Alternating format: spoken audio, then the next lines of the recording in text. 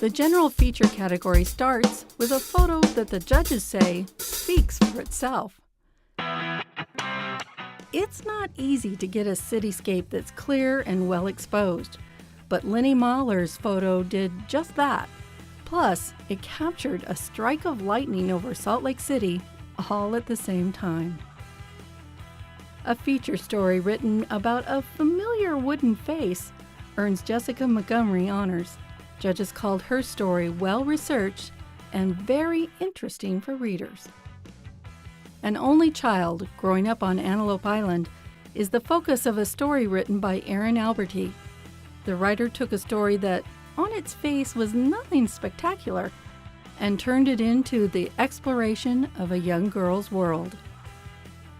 Instead of making the dancer the sole focus of the photo, Kina Wilde gave readers a glimpse behind the curtain and gave judges a reason to award it Best General Feature Photo in Division B. This story by Randy Wright puts a face on those you see in the park. And we beat each other up and knock each other senseless with foam-padded sticks. Forged in Foam gives us a peek into a world people might dismiss as odd or outside the norm, and tells the story of the people who live inside it. This shot was eye-catching and told an immediate story. Eric Diante's photo of girls floating in a pool artfully captured an intriguing moment, the aim of all photojournalists.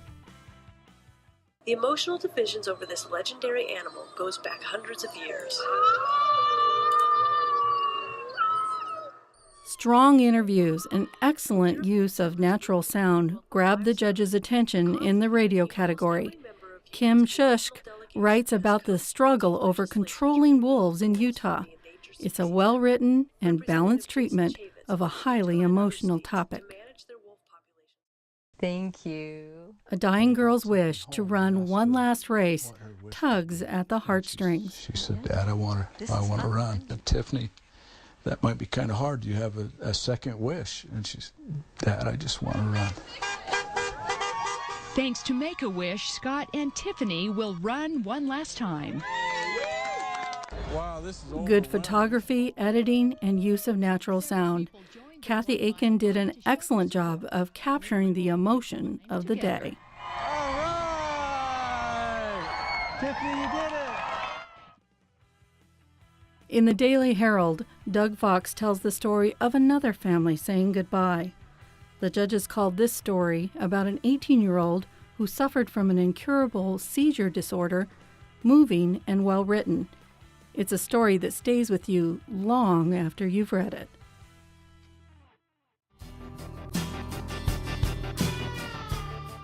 The Execution of Ronnie Lee Gardner earned 2 awards in the continuing coverage category. This morning, Ronnie Lee Gardner will try to get his death sentence reduced to life without parole. A comprehensive series of reports is how the judges describe Jennifer Brundine's coverage of the execution, an outstanding body of work that doesn't flinch from complicated issues or emotions. For 25 years, Ronnie Lee Gardner has tried to evade the death chamber, and for 25 years, Veldine Kirk has waited to see him walk into it. It'll be a closure, because for 25 years it hasn't closed a bit.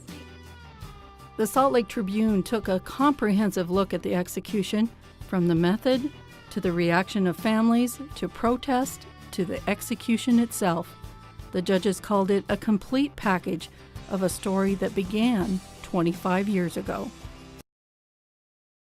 You know, it's not like we're hiding anything. Campaign contributions and just who gets awarded a large UDOT contract was the subject of Lisa Riley Roche and John Daly's award-winning continuing coverage. UDOT's chief says the evaluation was fair and that Provo River won the bid because they offered to do more work in less time.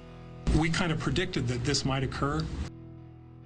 Stories covering the search for a deputy sheriff's killer, the capture of a suspect, and the funeral for the deputy were filled with tight leads and nice follow-through. Tiffany DeMaster's coverage contained a surprising variety of story subjects.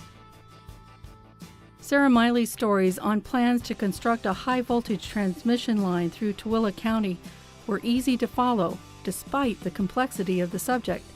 The stories had a good flow with good photos and expressive subjects.